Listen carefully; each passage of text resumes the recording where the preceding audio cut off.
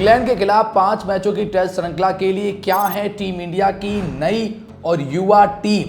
18 सदस्यों का कर दिया गया है ऐलान। अब आईपीएल को भूल जाइए, वो बात बीत चुकी है और अब वक्त आ गया है इंडियन क्रिकेट टीम में लौटने का। 5 मैचों की टेस्ट श्रृंखला इंग्लैंड के खिलाफ बहुत बड़ी श्रृंखला है WTC के नए सर्कल के लिए, क्योंकि इंडिया इस श्रृंखला से WTC का नया सर्कल शुरू करेगा। और दूसरी बात यह भी है ना कि इस टेस्ट श्रृंखला में इंडिया की नई और युवा टीम है। शुभमन गिल को कप्तान बनाया गया है, ऋषभ पंत को उप कप्तान बनाया गया है।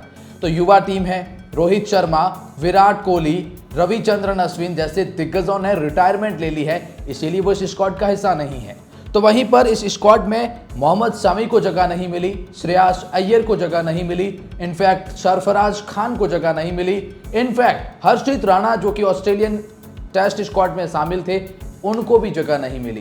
तो जब इतने बड़े खिलाड़ियों को मौका नहीं मिला तो प्रॉपर युवा टीम का ऐलान किया गया है। अब ये युवा टीम इतनी है ना कि इस पूरी टेस्ट स्क्वाड की सेंचुरी उठाओगे तो 29 है, और इनसे ज्यादा है जो रूट के जिन्होंने 36 टेस्ट सेंचुरीज लगाई है। तो आप सोच सकते हैं ये स्क्वाड कितनी नई है। चलिए बताते हैं इसे खास रिपोर्ट में, लेकिन आगे बढ़ने से पहले मैं आपकी राय जानना चाहूंगा, क्या इंडिया की युवा टीम इंग्लैंड को इंग्लैंड में हरा सकती है? कमेंट सेक्शन में आप अपनी राय जरूर बताएं अपनी टीम के बारे में। इस टीम से आप कितनी उम्मीदें लगाकर बैठे हैं, और इंडिया के लिए सपोर्ट दिखाएं, वीडियो को लाइक करें, सब्सक्राइब कर लें। तमाम बड़ी अपडेट इंडिया इंग्लैंड की इस वीडियो के माध्यम से आपको मिलेगी। टेस्ट स्क्वाड के बारे में तो बताएंगे, लेकिन उससे पहले कार्यक्रम के बारे में बता देते हैं। पहला टेस्ट मुकाबला 20 से 24 जून के बीच में लीड्स में खेला जाएगा, और जो कि महज 10 दिन बाद शुरू होने वाला है। दूसरा टेस्ट मुकाबला 2 से 6 जुलाई के बीच में बर्मिंघम में खेला जाएगा। तीसरा टेस्ट मुकाबला 10 से 14 जुलाई के बीच में लॉर्ड्स में खेला जाएगा। चौथा टेस्ट मुकाबला 23 से 27 जुलाई के बीच में मैनचेस्टर में खेला जाएगा।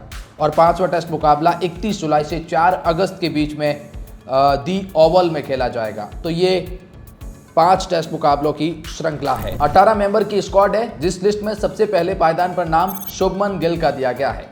शुभमन गिल को टेस्ट का कप्तान बनाया गया है। पहली श्रृंखला बहुत बड़ी चुनौती है शुभमन गिल के लिए। इंग्लैंड जैसी घातक टीम जिनके सामने बेसबॉल होगा, और बेसबॉल को बेसबॉल में हराना वैसे बहुत ज़्यादा डिफिकल्ट काम है, लेकिन ये युवा टीम कर सकती है। और शुभमन गिल बस मैं आपसे यही कहना चाहूँगा कि आग में तपकर ही लोहा अपना आकार बदलता है।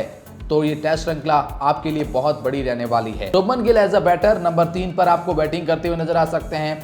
आईपीएल में अच्छी फॉर्म दिखाई है, तो एज अ बैटर कोई डाउट नहीं है, बस कंसिस्टेंसी दिखानी होगी और विराट कोहली की कमी नहीं खलनी चाहिए शुभमन गिल, ये दिखाना होगा इस टेस्ट श्रृंखला में। इनके बाद में ऋषभ पंत का नाम दिया गया है, वो उप कप्तान है इस टेस्ट स्क्वाड के, और एज अ विकेट कीपर बल्लेबाज अपनी जगह पक्की करते हैं।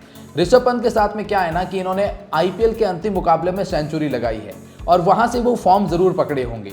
इनका एक अलग ही स्टाइल है बैटिंग करने का, थोड़ी सी मेच्योरिटी अब दिखानी होगी, क्योंकि आप उस तरह से खराब एंड लाइक कि गायस्कर साहब ये ना कह बैठे स्टॉपिड स्टॉपिड स्टॉपिड, तो इस तरह की घटिया बैटिंग नहीं करनी है। आपने मैच्योरिटी दिखानी होगी और आप अपने शॉट्स खेलने होंगे। तो ऋषभ पंत उस लिस्ट में आ जाएंगे। उसके बाद में नाम यशस्वी जायसवाल का दिया गया है। अब ये बंदे ने बहुत ज़्यादा प्रभावित किया इन द टेस्ट टीम में, बहुत ज़्यादा प्रभावित किया है। लेफ्ट एंड राइट का कॉम्बिनेशन बिठाते हैं, ओपनिंग अच्छी करते हैं। ये बेसबॉल नहीं जैज बॉल के द्वारा खेलते हैं। इंग्लैंड के खिलाफ तो खैर भारत के घरेलू मैदान पर इनका बल्ला जमकर चला था, ऑस्ट्रेलिया में भी अच्छी फॉर्म दिखाई थी, और अब इंग्लैंड के खिलाफ कंटिन्यू करनी होगी। आईपीएल का सीजन भी इनके लिए बहुत शानदार गया है यशस्वी जायसवाल के लिए। आप जानते हैं राजस्थान रॉयल की तरफ से बहुत अच्छी बैटिंग करी है।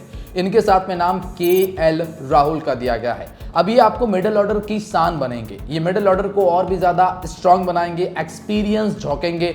और KL राहुल वो बंदा है ना जिसे आप ओपन करा लो, मिडिल ऑर्डर में ला दो, लोअर ऑर्डर में ला दो, कहीं पे भी फिट हो जाएगा। KL राहुल इस स्क्वाड में है। इसके साथ में नाम साई सुदर्शन का आता है, और ये बंदे ने वाकई में अपने टैलेंट के दम पर इस स्क्वाड में जगह बनाई है।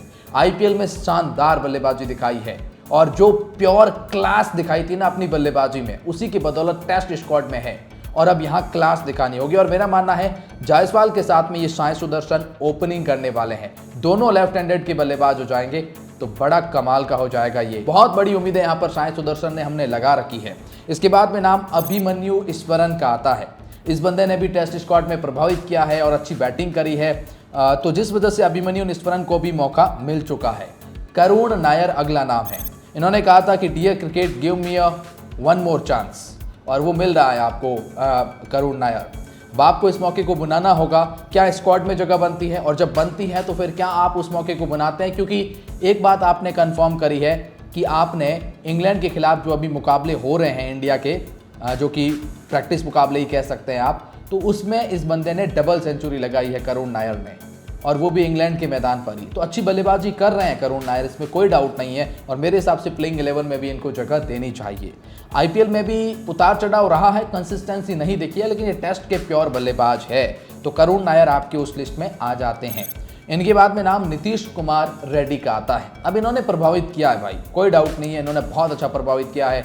जो भारत ने इंग्लैंड के खिलाफ घरेलू मैदान पर टेस्ट सीरीज खेली थी, वो भी बहुत शानदार इनकी बल्लेबाजी के दम पर रही है। उम्मीद करते हैं ये भी टेस्ट सीरीज इनके लिए अच्छी जाए, और नीतीश कुमार रेड्डी को स्क्वाड में नाम शामिल किया गया है। और उसके बाद ध्रुव जुरैल का भी नाम शामिल किया गया है।